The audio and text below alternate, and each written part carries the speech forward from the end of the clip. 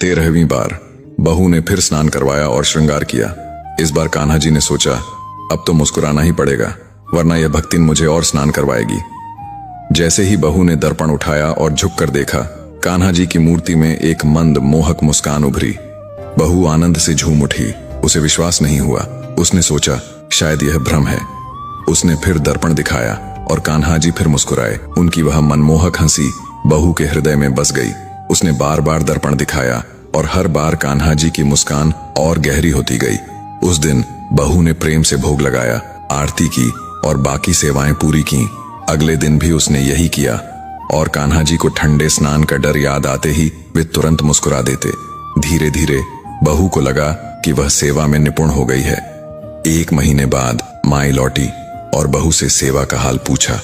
बहू ने कहा, माई, पहले दिन तो सेवा कठिन लगी, लेकिन अब मैं निपुण हो गई हूँ।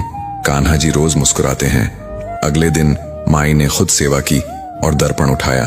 तभी कान्हा जी प्रकट हुए और बोले, माई, तेरी सेवा से मैं प्रसन्न हूँ, पर दर्पण दिखाने की सेवा तो अब बहू रानी ही करेगी। उसकी भक्ति में कुछ और ही बात है।